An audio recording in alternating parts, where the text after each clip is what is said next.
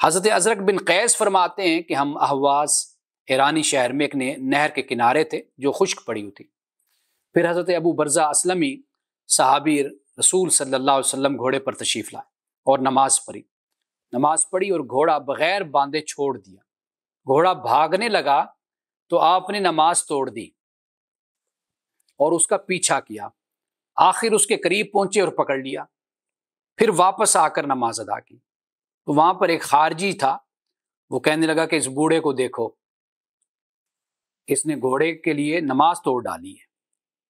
حضرت ابو برزہ اسلمی نماز سے فارغ ہو کر آئے اور فرمایا، جب سے میں رسول اللہ سے جدا ہوا ہوں کسی نے مجھ پر ملامت نہیں کی۔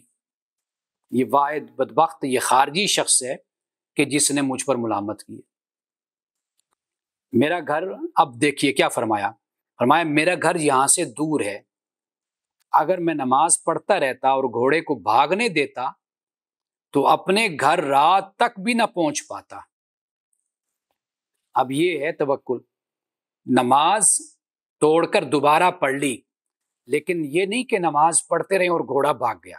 انہوں نے پھر یہ بیان کیا کہ حضور نبی کریم صلی اللہ علیہ وسلم کی صحبت میں رہے ہیں، ہم نے آپ کو ہمیشہ آسان صورتیں اختیار کرتے ہوئے دیکھا، فرآ من تیسیرہ، کہ رسول اللہ کو ہم نے دیکھا کہ ہمیشہ جو آسان صورتیں ہوتی تھی، یعنی آسان آپشن آپ کہہ لیجئے، اس کو رسول اللہ صلی اللہ علیہ وسلم اختیار کرتے تھے۔